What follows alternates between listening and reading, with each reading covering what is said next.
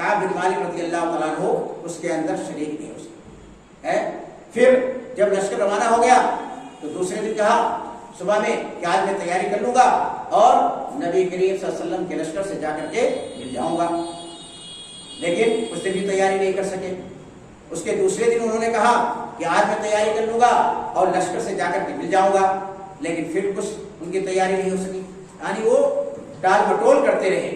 ان کے اندر سستی اور کاہلی پیدا ہو گئی, یہاں تک کہ لشکر بہت زیادہ دور نکل گیا. اب ان کے بس کے اندر نہیں رہا کہ وہ لشکر سے جا کر کے کہا جاتے مل جاتے. فراجعت ولم اقض شيئا ثم غدوت ثم رجعت ولم اقض شيئا فلم يدر بي حتى اسرعوا وتفارق الغد وهممت ان ارتحل فادركهم وليتني فعلت. تو کہتے لشکر بہت دور نکل گیا اور میرا ارادہ ہوا کہ میں تیاری کروں اور جا کر کے ان سے مل جاؤں, اور کاش کہ میں نے ایسا کیا ہوتا, میں تیاری کر لیتا اور جا کر کے ان سے مل جاتا. لیکن میں ایسا نہیں کر سکا, مجھ سے نہیں ہو سکا, تساہل کی وجہ سے, غفلت کی وجہ سے, سستی کی وجہ سے. اب اس کے بعد وہ کیا کہتے ہیں, ذرا غور کیجیے. وہ کہتے ہیں کہ میں اب تو نبی کریم صلی اللہ علیہ وسلم نکل گئے, بڑے بڑے صحابہ کرام نکل گئے, تمام مسلمان نبی کریم صلی اللہ علیہ وسلم کے ساتھ نکل گئے. تو جب میں مدینہ کی گلیوں کے اندر جاتا تھا, وہاں کی سڑکوں پر میں جب نکلتا تھا تو میں دیکھتا تھا کہ پورا مدینہ خالی ہو چکا ہے. وہاں پر کون نظر آ رہا ہے؟ صرف دو قسم کے لوگ نظر آ رہے ہیں. ایک ایسے لوگ جن کے اوپر کیا نفاق کا الزام لگا ہوا ہے, منافق لوگ ہیں, ان کا ظاہر ان کے باطن کے کیا مخالف ہے, وہ مسلمانوں کے دشمن ہیں. اور دوسرے کون لوگ ہیں؟ دوسرے ایسے لوگ ہیں جن کو اللہ سبحانہ تعالیٰ نے جنگ میں حاضری سے اجازت دی. یعنی اگر وہ جنگ میں نہ جائیں تو ان کے اوپر کوئی حرج کی بات نہیں ہے, ان کے لیے کوئی گناہ نہیں. مثلا کوئی بیمار آدمی ہے, کوئی لنگڑا آدمی ہے, کوئی لولا آدمی ہے, کسی کے پاس سواری نہیں ہے, تو ایسے لوگ کیا ہیں؟ ایسے لوگ شریعت کی نگاہ میں معروف ہیں. تو کہیں کہ جب میں بھی مدینہ میں اپنے گھر سے باہر نکلتا تھا تو صرف کسی دو ہی قسم کے لوگ نظر آتے تھے. اور ان کے کہہ رہے ہیں کہ نبی کریم صلی اللہ علیہ وسلم کو میری یاد نہیں آئی. ولم یذکرنی رسول اللہ صلی اللہ علیہ وسلم حتی بلغ تبوک. آپ کو میری یاد کب آئی؟ جب نبی کریم صلی اللہ علیہ وسلم تبوک پہنچ گئے. تبوک پہنچ کر کے وہ لوگوں کے درمیان بیٹھے ہوئے تھے, تو آپ نے پوچھا کہ ما فعل کعب, کہ کعب نے کیا کیا, ان کی کیا خبر ہے, وہ کہاں پر ہیں؟ تو بنو سلمہ کے ایک آدمی نے کہا یا رسول اللہ, اے اللہ کے رسول, حبسہ برداہ ونظرہ فی عطفین. یعنی ان کو ان کے غرور نے, ان کے خود پسندی نے, ان کے تکبر نے ان کو یہاں آنے سے روک دیا ہے. حبسہ برداہ ونظرہ فی عطفین, وہ اپنے آپ پر کیا ہے, اپنے آپ پر گھمنڈ کر رہا ہے, اس کے اندر کبر غرور تکبر پیدا ہو گیا ہے, کیونکہ وہ بہت ہی خوبصورت آدمی ہے, وہ اپنے حسن جمال کے اوپر کیا ہو گیا ہے, فریفتہ ہو گیا ہے. وہیں پر حضرت معاذ بن جبل رضی اللہ تعالیٰ عنہ بیٹھے ہوئے, تو انہوں نے کہا بئس ما قلت, اے شخص تو نے بہت بری بات کہی ہے, تو نے اچھی بات نہیں کہی ہے. واللہ یا رسول اللہ ما علمنا علیہ الا خیرا, اے اللہ کے نبی ہمیں تو صرف ان کے بارے میں خیر ہی خیر کا پتہ ہے, بہت ہی اچھے انسان ہیں, بہت ہی اچھے آدمی ہیں, اس نے جو بری بات کہی ہے. اب نبی کے وسلم خاموش ہے. بنو سلمہ کے جو آدمی نے کہا تھا اس کی بھی آپ نے تردید نہیں کی, یہ حضرت معاذ بن جبل رضی اللہ تعالیٰ عنہ نے جو کہا تھا اس کی بھی تائید آپ نے نہیں کی, اس کی بھی حمایت آپ نے نہیں کی. آپ خاموشی, آپ نے خاموشی اختیار کر. اس کے بعد حضرت یعنی کعب رضی اللہ تعالیٰ عنہ فرماتے ہیں کہ جب مجھے یہ خبر ملی کہ اب نبی کریم صلی اللہ علیہ وسلم تبوک سے واپس آ رہے ہیں. دیکھیے میں نے آپ کو بتایا کہ مدینہ سے تبوک کا فاصلہ, اس کی مسافت 650 کلومیٹر ہے. اس زمانے کے اندر آپ تصور کیجئے کہ کتنا ٹائم لگے گا اور کتنا مشکل کام تھا. سواریاں بہت کم تھیں, سواریاں نہ ہونے کی وجہ سے نبی کریم صلی اللہ علیہ وسلم نے بہت سارے مسلمانوں کو واپس کر دیا تھا, اور وہ مسلمان جو واپس ہوئے تھے رو رہے تھے, ان کے آنکھوں سے آنسو نکل رہے تھے کہ ہمارے پاس سواری نہیں ہے, اس لیے ہم اس جنگ کے اندر شریک نہیں ہو سکتے. تو 650 کلومیٹر کا بہت ہی لمبا سفر تھا. تو جانے کے اندر 15 دن لگے تھے اور آنے کے اندر کتنے دن لگے؟ 15 دن لگے. اور نبی کریم صلی اللہ علیہ وسلم وہاں پر کتنے دن رکے تھے؟ 20 دن رکے تھے. نبی کریم صلی اللہ علیہ وسلم تبوک میں آپ نے کتنے دن کام کیا بچوں؟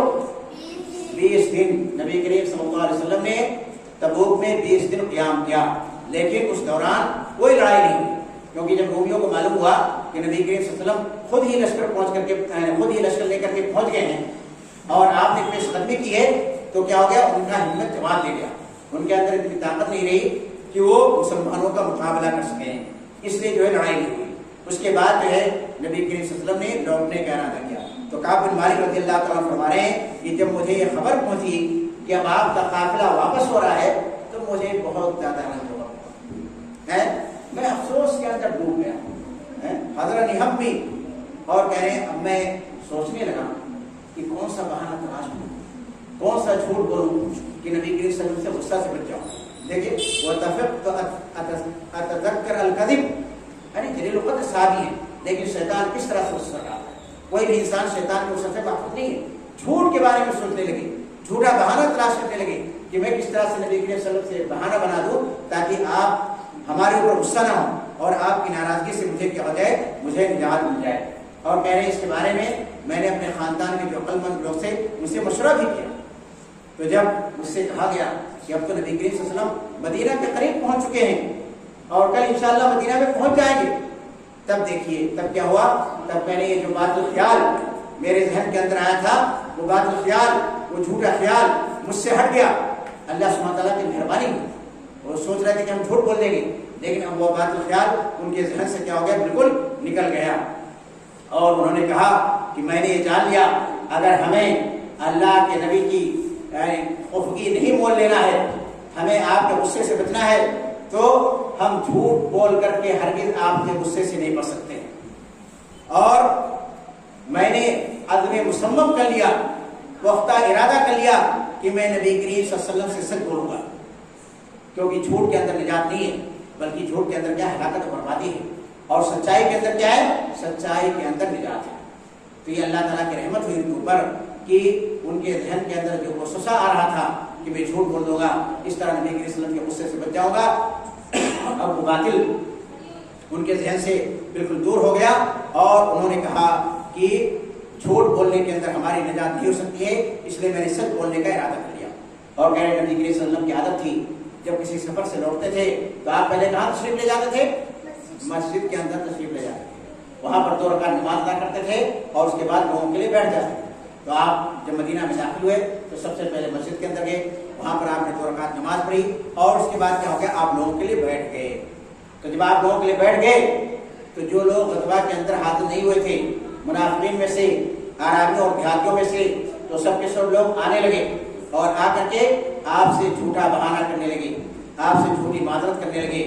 تو نبی کریم صلی اللہ علیہ وسلم نے کیا کیا، ان سب کو معاف کر دیا اور کہا کہ ہم تمہارے ظاہر کے اوپر بھروسہ کرتے ہیں اور تمہارا باطن کیا ہے، اللہ سبحانہ تعالیٰ کے حوالے ہے۔ اور آپ نے ان کے کیا کیا، اور آپ نے ان کے لیے استغفار طلب کیا۔ تو حضرت کعب بن مالک کہتے ہیں کہ میں بھی نبی کریم صلی اللہ علیہ وسلم کے پاس آیا اور میں نے آپ سے سلام کیا۔ تو جب میں نے آپ سے سلام کیا تو آپ نے جو ہے سلام کا جب مسکرایا، آپ مسکرائے، لیکن آپ کی مسکراہٹ کے اندر کیا تھا، آپ کی مسکراہٹ کے اندر قدم ملا ہوا تھا۔ آپ کی مسکراہٹ کے اندر کیا تھی، خفگی تھی، ناراضگی تھی۔ پھر انہوں نے حضرت کعب سے کہا، نبی علیہ السلام نے حضرت کعب سے فرمایا تعال فجئت امشی حتی جلست بین یدیک، آؤ۔ تو میں چند قدم چل کر کے آپ کے پاس گیا اور آپ کے سامنے بیٹھ گیا۔ پھر نبی کریم صلی اللہ علیہ وسلم نے حضرت کعب سے پوچھا ما خلفک، اے کعب مجھے بتاؤ کس چیز نے تمہیں غزوہ میں حاضر ہونے سے منع کر دیا، کیوں تم غزوہ کے اندر حاضر نہیں ہوئے، کیا تم نے سواری بھی خریدی تھی؟ تو انہوں نے کہا بلا، میں نے سواری خریدی تھی، میرے پاس سواری تھی، لیکن اللہ کی قسم اگر میں کسی دنیاوی حاکم کے سامنے بیٹھا ہوتا اور مجھے یہ معلوم ہوتا کہ میں اس کی ناراضگی سے جھوٹ بول کر کے، جھوٹا عذر پیش کر کے بچ جاؤں گا تو میں جھوٹا عذر بیان کر دیتا، لیکن اللہ کی قسم میں قادر الکلام ہوں، مجھے کلام کرنے پر، گفتگو کرنے پر قدرت حاصل ہے، میں کسی کو بلیغ آدمی ہوں، میں اس کو بیان نہیں کر سکتا ہوں، لیکن اللہ کی قسم میں اس بات کو جانتا ہوں کہ اگر میں نے آج آپ کے سامنے جھوٹ بولا اور آپ کی ناراضگی سے بچ گیا تو کل اللہ سبحانہ تعالیٰ آپ کو ہمارے اوپر ناراض کر دے گا۔ اور لیکن اگر آج میں آپ سے سچ بات بولتا ہوں تو آپ میرے اوپر غصہ ہوں گے، آپ مجھ سے ناراض ہوں گے، لیکن مجھے امید ہے کہ اللہ سبحانہ تعالیٰ کیا کرے گا، اللہ سبحانہ تعالیٰ کل مجھے معاف کر دے گا۔ تو انہوں نے کہا اللہ کی قسم میرے پاس کوئی عذر نہیں تھا، میرے پاس کوئی بہانہ نہیں تھا غزوہ میں غیر حاضری کا، اس کے اندر شرکت نہ کرنے کا۔ اور پھر انہوں نے آگے فرمایا کہ میں اس غزوہ کے وقت میرے پاس بہت زیادہ طاقت و قوت تھی اور اسی طرح سے میرے پاس مال و دولت کی بھی کمی نہیں تھی، میرے پاس 2 سواریاں تھیں۔ تو نبی کریم صلی اللہ علیہ وسلم نے فرمایا جب ان کی بات سن لی، اما ھذا فقد صدق، اس شخص نے کیا کہا ہے، اس شخص نے سچ بولا ہے۔ فقم حتی یقضی اللہ فیک، اب جاؤ یہاں تک کہ اللہ سبحانہ تعالیٰ تمہارے بارے میں کوئی فیصلہ۔ اب حضرت کعب بن مالک رضی اللہ تعالیٰ عنہ کھڑے ہو گئے اور اپنے گھر کی طرف روانہ ہو گئے۔ تو جب وہاں سے نکلے تو کہہ رہے بنو سلمہ کے بہت سارے لوگ ہمارے پیچھے پڑ گئے، ان کے پیچھے پیچھے چلنے لگے اور ساتھ ہی کیا کرنے لگے، ان کو لعنت ملامت کرنے لگے اور کہنے لگے کہ اس سے پہلے تو تم سے کوئی گناہ ہوا ہی نہیں، تم تو گناہ جانتے ہی نہیں ہو، اور آج اگر تم نبی کریم صلی اللہ علیہ وسلم سے اسی طرح بہانہ کرتے تھے، کوئی جھوٹا عذر بیان کرتے تھے جیسا کہ دوسرے غزوات پیچھے رہ جانے والوں نے کیا ہے، جیسا کہ منافقین وغیرہ نے کیا ہے، تو تم اس سے بھی بے بس رہ گئے۔ اور نبی کریم صلی اللہ علیہ وسلم کا استغفار کرنا کیا ہوتا، آپ کے گناہ کو مٹانے کے لیے کافی ہے۔ دیکھیں شیطان کس طرح سے انسانوں کو بیکار کرتا ہے اور صحبت کا کتنا برا اثر پڑتا ہے۔ تو کہہ رہے اتنا زیادہ وہ لوگ مجھ کو لعنت ملامت کیے، اتنا زیادہ مجھ کو زجر و توبیخ ڈانٹنے پٹکانے لگے کہ میں نے ارادہ کیا رسول اللہ صلی اللہ علیہ وسلم کے بعد دوبارہ لوٹ جاؤں اور جا کر کے آپ سے جھوٹ بولوں اور اپنے آپ کو چھٹا لوں، یعنی اتنا زیادہ وہ لوگ آپ کو لعنت ملامت کرنے لگے۔ لیکن وہ کہتے ہیں اسی بیچ میں نے ان لوگوں سے پوچھا کیا اسی طرح کا واقعہ کسی اور کے ساتھ بھی پیش آیا ہے؟ تو انہوں نے کہا ہاں 2 لوگ ہیں، انہوں نے وہی بات کہی جو آپ نے نبی کریم صلی اللہ علیہ وسلم نے فرمائی تھی اور ان کو نبی کریم صلی اللہ علیہ وسلم نے وہی جواب دیا ہے جو جواب آپ کو دیا ہے۔ کہا کون لوگ ہیں، وہ دونوں کون ہیں، ان کے نام بتاؤ۔ تو انہوں نے کہا کہ ایک تو مرارہ بن ربیع عمری ہیں، ایک صحابی کون ہے، مرارہ بن ربیع عمری، اور دوسرے صحابی کون ہیں، ہلال بن امیہ الواقفی۔ اب دیکھیے ان کا ماتھا ٹھنکا جب انہوں نے انعام سنا، انہوں نے کہا کہ لوگوں نے مجھ سے ذکر کیا 2 آدمیوں کا جو کہ بہت ہی نیک تھے، اور وہ کہاں پر حاضر ہوئے تھے، وہ غزوہ بدر کے اندر حاضر ہوئے تھے۔ تو اس سے کیا ہوا، تو میں نے سمجھا انہی دونوں کے اندر میرے لیے کیا ہے، نمونہ ہے، میرے لیے قدوہ ہے۔ جب انہوں نے وہی بات کہی، سچی بات کہی اور ان کو ہی جواب ملا ہے، تو میں بھی انہی کے نقش قدم پر چلوں گا، میں نے بھی انہی کی کیا کروں گا، اتباع کروں گا۔ کہہ رہے اپنے گھر کی طرف میں روانہ ہوں۔ کہاں ارادہ تھا کہ نبی صلی اللہ علیہ وسلم کے بعد دوبارہ جائے، اور کہاں کیا ہوا، اب جو ہے وہ اپنے گھر کی طرف چلے گئے۔ اور اس کے بعد کیا ہوا، اس کے بعد دیکھیے نبی کریم صلی اللہ علیہ وسلم نے ان تینوں صحابیوں کی سزا سنائی۔ کیا سزا سنائی گئی، سزا یہ سنائی گئی کہ ان تینوں صحابیوں سے اب کوئی مسلمان بات چیت نہیں کرے گا۔ کیا سزا سنائی گئی، بات چیت کرنا اس سے کیا ہے، ممنوع، بند۔ دیکھیں نبی کریم صلی اللہ علیہ وسلم نے یہ سزا نہیں سنائی کہ ان کو کوڑے مارے جائیں، نبی کریم صلی اللہ علیہ وسلم نے یہ سزا نہیں سنائی کہ ان کو یعنی کال کوٹری کے اندر جیل میں ڈال دیا جائے، نبی کریم صلی اللہ علیہ وسلم نے یہ سزا نہیں سنائی کہ ان کے اوپر جرمانہ کر دیا جائے۔ آپ نے کیا سزا سنائی، ہاں کہ ان کا بائی کاٹ کیا جائے، سوشل بائی کاٹ۔ اور یہ بائی کاٹ جو ہے یہ بھی ایک سزا ہے، کہ کوئی معمولی سزا ہے، معمولی سزا ہرگز نہیں، معمولی سزا یہ ہرگز نہیں، بلکہ یہ بہت ہی سخت سزا ہے، لوگ کلام سے منع کرتے ہیں۔ اب دیکھیے الکلام ہے نا من بین من تخلف عنہ، اب دیکھیے وہ کیا کہہ رہے ہیں، یہ بہت ہی سخت سزا ہے، آپ خود ہی سوچیے۔ تو کہہ رہے ہیں کہ ہم لوگ سے اعراض کر رہے ہیں، کوئی جو ہے بات چیت کرنے کے لیے تیار ہی نہیں کرتا ہے، پوری دنیا ہمارے لیے بدل گئی، یہ دنیا ہمارے لیے کیا ہو گئی، یہ ہمارے لیے غیر ہو گئی۔ لوگوں سے ہم سلام کرتے تو لوگ جو ہے جواب ہی نہیں دیتے تھے، اور یہ حالت کب تک رہی، یہ حالت تقریباً 50 دن تک یہ حالت رہی۔ تو کہہ رہے ہمارے جو دونوں ساتھی تھے مرارہ بن ربیع اور ہلال بن امیہ، تو وہ کیا کیے، وہ تو بہت زیادہ غمگین اور رنجیدہ ہوئے اور گھر کے اندر جا کر کے بیٹھ گئے اور رونا شروع کر دیا۔ ان کے آنکھوں سے آنسو بند ہی نہیں ہوتے تھے، ہمیشہ روتے رہتے تھے، ہمیشہ روتے رہتے تھے۔ اور یہ اپنے بارے میں کہتے ہیں کہ میری عمر ان تینوں میں سب سے کم تھا، میں ان تینوں میں کیا تھا، سب سے چھوٹا تھا۔ تو اور اسی طرح میرے اندر کیا تھی، برداشت کی قوت بھی تھی، ان میں سب سے زیادہ برداشت کرنے والا بھی تھا۔ تو میں نکلتا تھا اور نماز بھی پڑھتا تھا مسلمانوں کے ساتھ میں، اور اسی طرح بازار کے اندر بھی گھومتا تھا۔ لیکن دیکھیے ولا یکلمنی احد، لیکن مجھ سے کوئی بھی بات چیت نہیں کرتا، کوئی بھی بات چیت نہیں۔ یہ اطاعت کا جذبہ صحابہ کرام کے اندر پھوٹ پھوٹ کے بھرا ہوا ہے. کس طرح سے وہ نبی کریم صلی اللہ علیہ وسلم سے محبت کرتے تھے اور کس طرح سے آپ کی بات کو فالو کرتے تھے. آپ نے منع کر دیا کہ کوئی بھی صحابی جس سے بات چیت نہیں کرے گا، تو انہوں نے کیا کیا؟ لا یکلمنی احد، کوئی بھی مجھ سے بات چیت نہیں کرتا، یہاں تک کہ سلام کا جواب بھی نہیں دیتا. اور کہہ رہے ہیں کہ میں نبی کریم صلی اللہ علیہ وسلم کے پاس بھی آتا تھا اور آپ سے سلام کرتا تھا. جب جو نماز کے بعد اپنی مجلس کے اندر بیٹھے ہوتے تھے تو میں اپنے دل کے اندر کہتا تھا، اپنے جی کے اندر کہتا تھا کہ نبی کریم صلی اللہ علیہ وسلم میرے سوال میرے سلام کا جواب دے رہے ہیں کہ نہیں دے رہے ہیں. میں آپ کے ہونٹ مبارک کو تکتا تھا، دیکھتا تھا کہ آپ کے ہونٹ ہلے کہ نہیں ہلے، آپ نے جواب دیا کہ نہیں جواب دیا. پھر میں جا کر کے آپ کے قریب ہی نماز پڑھتا تھا، پھر کنکھیوں سے آپ کی طرف دیکھتا تھا کہ آپ میری طرف توجہ دے رہے ہیں توجہ نہیں دے رہے ہیں. تو کہتے ہیں کہ جب میں آپ کی طرف دیکھتا تو نبی کریم صلی اللہ علیہ وسلم مجھ سے اعراض کر لیتے، مجھ سے اپنا منہ پھیر لیتے. لیکن جب میں نماز میں توجہ کرتا تو نبی کریم صلی اللہ علیہ وسلم میری طرف دیکھتے تھے. تو کہہ رہے کہ اب لوگوں کی سختی بہت زیادہ بڑھ گئی، ناقابل برداشت ہو گئی لوگوں کی بے رخی. آپ خود سوچیے کہ اگر کچھ دنوں کے لیے آپ کے گھر والے آپ سے بات چیت نہ کریں، آپ کے اہل خانہ آپ سے بات چیت نہ کریں، صرف آپ کے گھر والے، تو آپ کی کیا حالت ہے؟ کیا آدمی برداشت کر پائے گا؟ چند دنوں کے لیے اگر آپ کا بائیکاٹ کر دیا گیا، اور یہاں تو پورے مسلمانوں کو حکم دیا گیا کہ ان کا بائیکاٹ ہو، ان سے کوئی آدمی کیا کرے؟ بات چیت نہیں کرے گا. ایک آسان کام ہے، بہت ہی سخت تھا، اس کو ہر آدمی جو ہے برداشت نہیں کر سکتا ہے.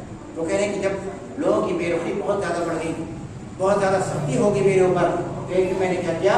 ایک دن میں حضرت ابو قتادہ کے باغیچے کے اندر دیوار فراہم کر کے داخل ہو گیا.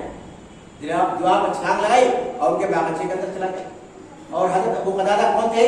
یہ میرے جادار بھائی تھے، اور وحب الناس الیہ، لوگوں میں سب سے زیادہ مجھ کو محبوب تھے، میں سب سے زیادہ ان سے محبت کرتا تھا. یہ حضرت ابو قتادہ رضی اللہ تعالیٰ عنہ. تو کہتے ہیں میں نے ان سے سلام کیا تو انہوں نے بھی میرے سلام کا جواب نہیں دیا.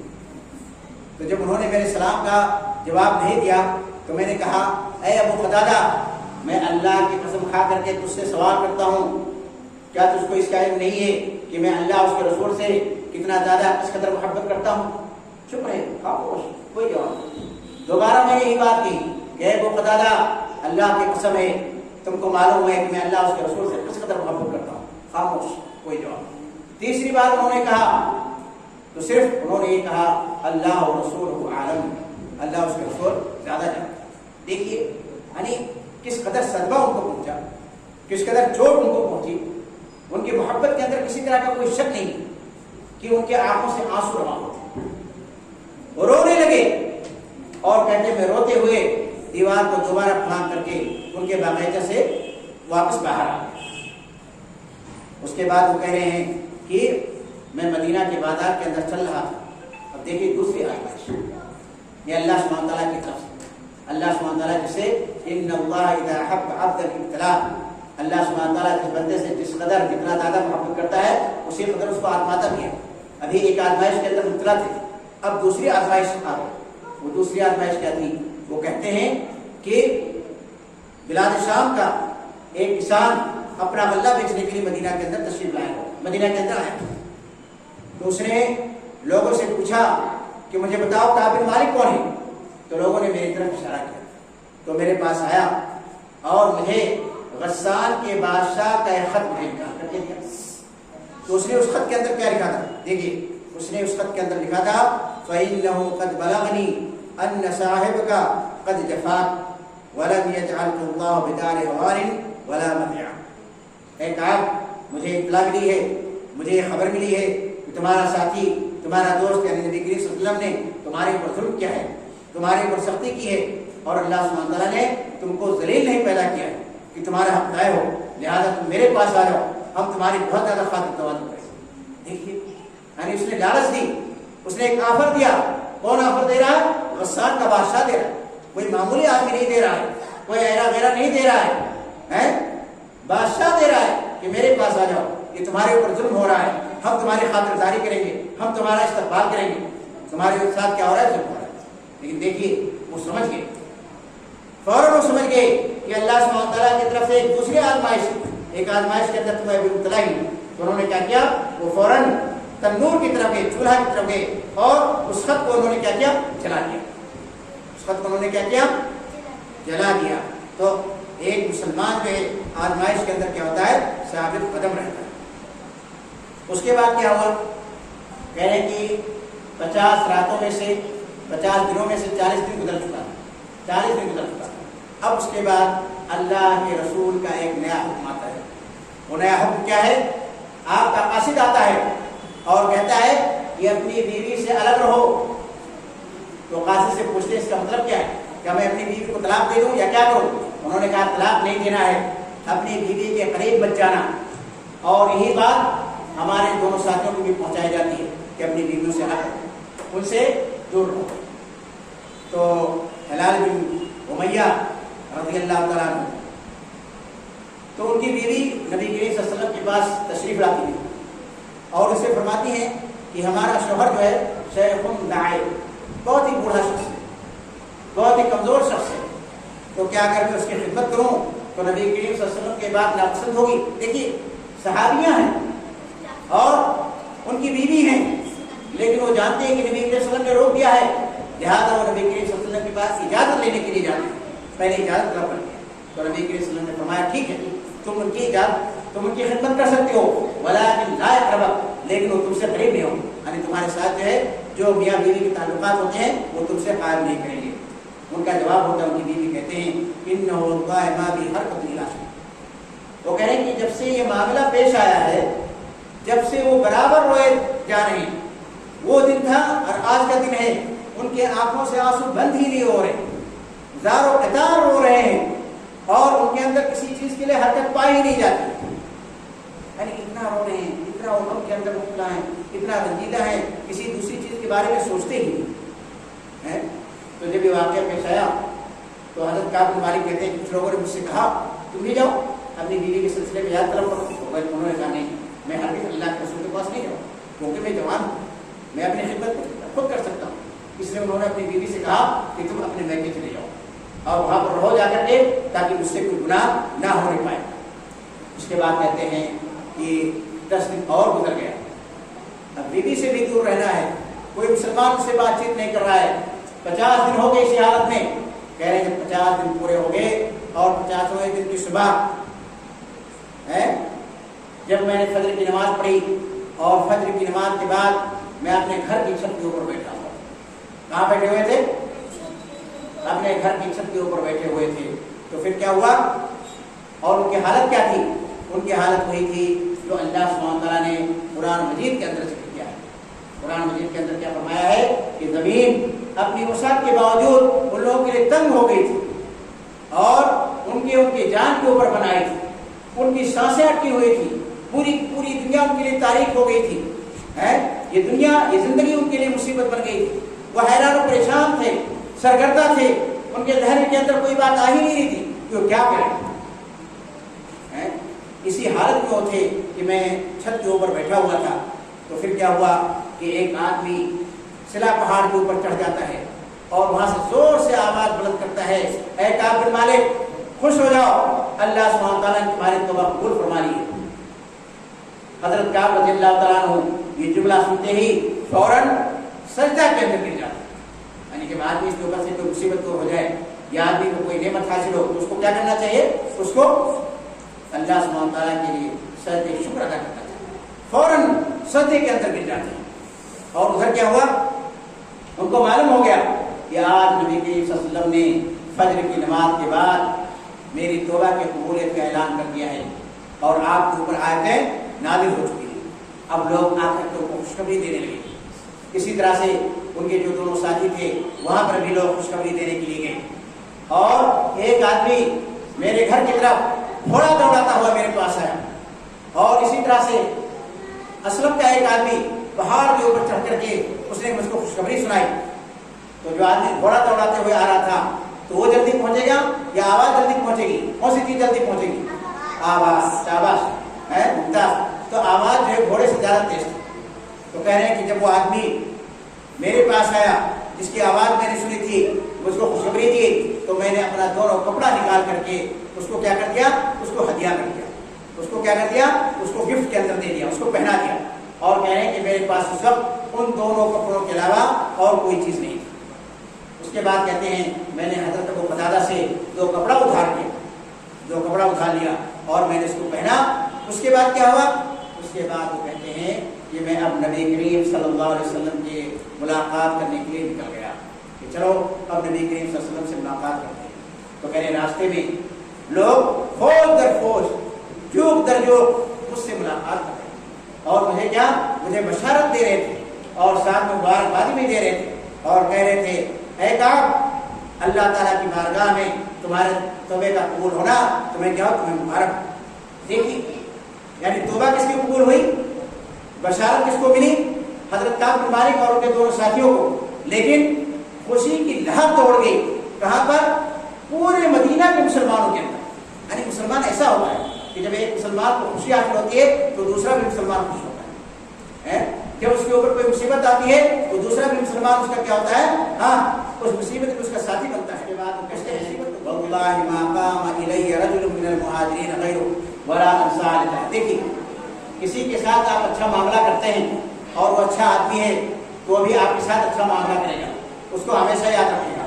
وہ کہہ رہے ہیں کہ وہاں پر جو صحابہ کرام موجود تھے، مہاجرین میں سے کوئی بھی ان کے علاوہ میرے استقبال کے لیے کھڑا نہیں ہوا، اور کہتے ہیں طرح کی ایک ایسی چیز ہے جس کو میں اپنی زندگی بھر نہیں بھولوں۔ جب بھی آپ کسی کے ساتھ احسان کرتے ہیں تو اس احسان کا کیا ہوتا ہے، اثر ہوتا ہے اس انسان کو۔ تو وہ کیا کہتے ہیں، میں اس کو اپنی زندگی بھر یاد رکھوں۔ ولا انسان طرح قال کا ولا ما سلمت ولا رسول اللہ صلی اللہ علیہ وسلم قال رسول اللہ صلی اللہ علیہ وسلم ويبرقه من السرور۔ تو جب میں نے نبی کریم صلی اللہ علیہ وسلم سے سلام کیا تو آپ کا چہرہ تو کیا ہوا، رسول اللہ صلی اللہ علیہ وسلم نے میرے سوال کا جواب دیا، میرے سلام کا جواب دیا، اور آپ کا چہرہ خوشی سے چمک رہا تھا۔ آپ کا چہرہ، کعب بن مالک رضی اللہ عنہ فرماتے ہیں کہ جب میں نے نبی کریم صلی اللہ علیہ وسلم سے سلام کیا تو آپ نے فرمایا ابشر بخیر یوم مر علیک منذ ولدتک امک۔ یعنی نبی کریم صلی اللہ علیہ وسلم کا چہرہ جو ہے خوشی سے چمک رہا، آپ بہت ہی خوش تھے اور آپ کا چہرہ خوشی سے دمک رہا تھا، اور آپ نے فرمایا کہ اے کعب بن مالک، یہ تمہارا دن، آج کا دن بہت ہی خیر کا دن ہے، یہ سب سے اچھا دن ہے جو تمہاری زندگی کے اندر تمہاری پیدائش سے اب تک تم کو ملا ہے، یعنی بہت ہی بہترین دن ہے تمہاری زندگی کے اندر۔ اب وہ حضرت کعب بن مالک کہتے ہیں میں نے نبی کریم صلی اللہ علیہ وسلم سے سوال کیا، ان کو بہت زیادہ خوشی ہوئی کہ اللہ کے رسول یہ آپ کی طرف سے ہے یا اللہ تعالیٰ کی طرف سے ہے؟ تو انہوں نے نبی کریم صلی اللہ علیہ وسلم نے جواب دیا نہیں، یہ اللہ سبحانہ تعالیٰ کی طرف سے ہے۔ اور وہ کہتے ہیں کہ جب نبی کریم صلی اللہ علیہ وسلم خوش ہوتے تھے تو خوشی آپ کے چہرے سے ظاہر ہو جاتی، اور ہم لوگ اس چیز کو پہچانتے تھے۔ آپ کا چہرہ جو ہے 14ویں رات 14ویں چاند کی طرح سے، جس طرح سے 14ویں کا چاند ہوتا ہے اور چمکتا روشن ہوتا ہے، اسی طرح سے آپ کا چہرہ چمکنے لگتا ہے، اسی طرح سے آپ کا چہرہ روشن ہو جاتا ہے، اور ہم لوگ اس چیز کو پہچان لیتے ہیں۔ تو جب میں آپ کے سامنے بیٹھا تو میں نے آپ سے کہا کہ اللہ سبحانہ تعالیٰ نے میری توبہ قبول کر لی ہے، اب میں چاہتا ہوں کہ اپنا مال جو ہے اللہ کی راہ میں، رسول اللہ کی راہ میں کیا کروں، صدقہ کروں۔ تو نبی کریم صلی اللہ علیہ وسلم نے فرمایا کہ امسک علیک بعض مالک فهو خیر لک، کہ اپنا بعض مال، یعنی مال کا کچھ حصہ روک لو، پورا مال صدقہ نہ کرو، اپنے مال کا کچھ حصہ روک لو، یہ تمہارے لیے کیا ہے، تمہارے لیے بہت بہتر ہے۔ تو انہوں نے کہا کہ میں اپنا خیبر کا حصہ جو ہے روک لیتا ہوں اور بقیہ جو ہے صدقہ کر دیتا ہوں۔ اس کے بعد جو ہے حدیث کے اندر آتا ہے، اب میں تھوڑا بہت اور باقی بتایا لیکن میں اس کو سمیٹنا چاہتا ہوں۔ تو حدیث کے اندر آتا ہے کہ انہوں نے اس دن نیت کر لی کہ اب میں کبھی بھی اپنی زندگی کے اندر سچ کے علاوہ اور کچھ نہیں بولوں، جب بھی بولوں گا سچ بولوں گا اور جھوٹ کے قریب بھی نہیں جاؤں گا۔ تو وہ کہتے ہیں کہ جب سے میں نے وعدہ کیا تھا اور آج کا دن ہے، میں نے کبھی بھی جھوٹ نہیں بولا، اور مجھے امید ہے کہ بقیہ زندگی میں کبھی بھی جھوٹ نہیں بولوں گا۔ اور وہ کہتے ہیں دیکھیے جن لوگوں نے جھوٹ بولا تھا، اللہ سبحانہ تعالیٰ نے اس کو دنیا کے اندر رسوا کیا، ان کو اسی دنیا کے اندر ذلیل کیا، کیونکہ ان کے بارے میں کیا ہوا، ان کے بارے میں قرآن مجید کے اندر آیت نازل ہوئی 95 سے لے کر 96، جو کہ منافقین کے بارے میں، اعرابیوں کے بارے میں نازل ہوئی، اور اللہ سبحانہ تعالیٰ نے نبی کریم کو بتلا دیا کہ جتنے آئے تھے یہ سب کے سب کیا بولے، یہ سب کے سب جھوٹ بولے۔ اور ان صحابہ کرام کے بارے میں بھی قرآن مجید کے اندر آیت نازل ہوئی، والثلاثة خلفوا، یہ تین وہ لوگ جن کا معاملہ مؤخر کر دیا گیا تھا، تو اللہ سبحانہ تعالیٰ نے کیا ان کا توبہ قبول کر لیا ہے۔ تو یہ بشارت قرآن مجید کے اندر دی گئی اور یہ قیامت تک یہ بشارت قرآن مجید کے اندر موجود ہے۔ تو اس طرح سے حضرت مالک رضی اللہ تعالیٰ عنہ نے کیا اپنا قصہ اپنے بیٹے کو سنایا، ان کے بیٹے نے قصہ دوسرے کو سنایا، اور اس طرح سے حدیث کی کتابوں میں کیا اور موجود ہے۔ تو میں نے گزشتہ ہفتے میں آپ لوگوں کو بتایا تھا کہ سچ کا انجام کیا ہوتا ہے اور جھوٹ کا انجام کیا ہوتا ہے۔ تو آپ کو بتایا گیا تھا کہ سچ کا انجام بہت ہی اچھا ہوتا ہے، اسی کے اندر کیا نجات ہے، اس سے اللہ سبحانہ تعالیٰ کا یہ واقعہ اس کی دلیل ہے اور اس کا ثبوت ہے، بہت بڑا ثبوت ہے کہ آدمی جب سچ بولتا ہے تو اللہ سبحانہ تعالیٰ اس سے محبت کرتا ہے، اس کو ثواب دیتا ہے، اس کو کامیابی ملتی ہے۔ لیکن جب آدمی جھوٹ بولتا ہے کسی دنیا کی طرف سے ہو جاتا ہے اور آخرت میں بھی کیا ہے، آخرت میں بھی اس کے لیے تباہی کو بربادی ہے۔ تو یہ ہے دل القدر صحابی حضرت کعب بن مالک رضی اللہ تعالیٰ عنہ واقعہ اور ان کا قصہ اور ان کی کہانی جو کہ بہت ہی لاجواب ہے، بہت ہی شاندار ہے، بہت ہی بہترین ہے، اور اس میں ہم سب مسلمانوں کے لیے بہت زیادہ کیا ہے، بہت زیادہ اسباق ہیں، بہت زیادہ دروس ہیں، بہت زیادہ نصیحتیں ہیں، اور ہر مسلمان کو یہ قصہ سننا چاہیے اور پھر اس کے مطابق کیا کرنا چاہیے اور اس کے مطابق عمل کرنا چاہیے۔ اب میں آخر میں اللہ سبحانہ تعالیٰ سے دعا کرتا ہوں کہ اللہ تعالیٰ تو ہم تمام مسلمانوں کو صحابہ کرام کے نقش قدم پر چلنے کی توفیق عطا فرمائے اور ہمارے اندر بھی صحابہ کرام کی طرح سے جذبہ اطاعت رسول پیدا